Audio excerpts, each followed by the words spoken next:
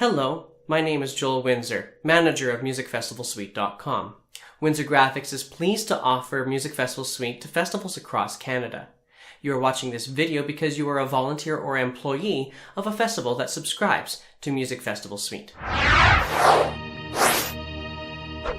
This video will walk you through the basics of entering the schedule. Please note that while this video walkthrough is meant to help you, it is not an exhaustive look at all of the details of the system. For more refined details, read the printable MusicFestivalSuite.com administration manual available on the Subscribing Festivals pages at MusicFestivalSuite.com. When it comes time to enter the schedule, the place you'll want to go to is the scheduling screen and then the set schedule option within that. Here you'll see a full listing of all of the classes that have yet to be scheduled. Select the class that you wish. Once you've selected, pay attention for this red flag. This red flag indicates whether or not this particular class has had every entry checked or paid for. As you can see, this red flag is telling you that there is an entry here that isn't paid for or hasn't been checked. Nonetheless, you can still enter it into the schedule. It's just a warning symbol for you. You'll be able to identify the venue, the day, and for the time being, for this basic version, choose class schedule time blocking. If you would like to see more about the on-the-hour blocking, please explore the advanced scheduling video later on. Right now, you'll notice that all of the schedule can be scheduled based off of every 5 minutes. If you wanted to change that, then where you would want to go to is the subscription admin. Inside subscription admin, you can change the fidelity of how your scheduling will work right down to every minute if you wanted to. Currently it's set for 5 minutes. We're going to change this to 1 minute. Now that we have the fidelity set to every minute, instead of us seeing a list of scheduled times available by 5 minutes, you'll see it by every minute. When you are ready, choose the Start Class here for the time slot that you want it to appear.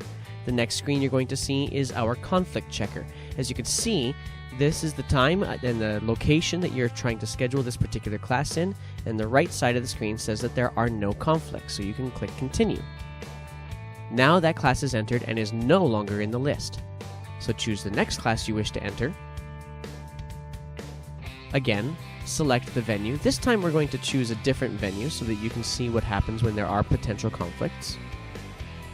Again, same day, and we're still going by the class schedule time blocking because we're going by basic scheduling version. We're going to choose the same time. Now you can see that there is somebody already scheduled at the United Church at this exact same time. You can also see that there's no conflicts between the two sides because you can compare those lists, and even if there are conflicts, you're still able to hit that continue and enter that schedule. Now you'll see that that is now gone. You can even check the schedule by viewing it in each of the different venues. An option that's available while you're scheduling and while you're viewing the schedule is the roster, where by clicking on this, it will open up a new window and show you a list of every single performer that is in that particular class at that time. Sometimes your classes are simply too long. For example, this particular class is scheduled to be 75 minutes based on the calculations you have set. In this case, you may want to split this class. Only the classes that you can split will be available here. If they've been entered in the schedule already, you cannot enter them. If they only have one registration in the class, you will not be able to enter them. We're going to go into that class that we identified earlier.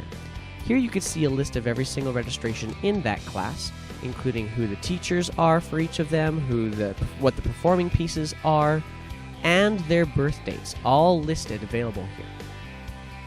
We've put all this information so that it's a little bit easier for you to decide which section you want to put each of your different registrations in. And you can identify what you want the subclasses to be called.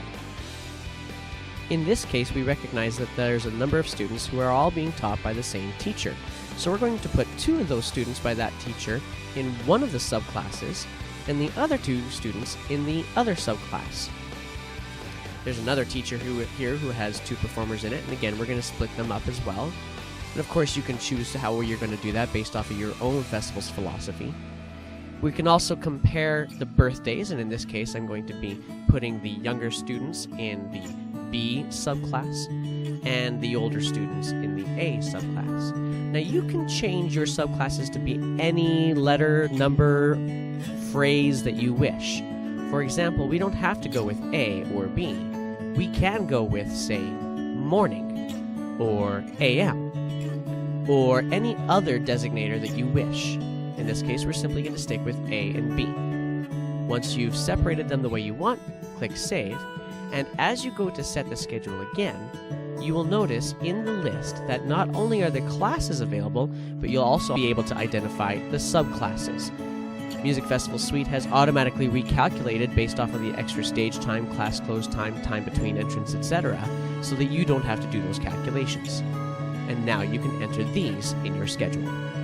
If you need to see more details of your subscription with MusicFestivalSuite.com, refer to the MFS Admin Manual available on the Subscribing Festivals page of www.musicfestivalsuite.com.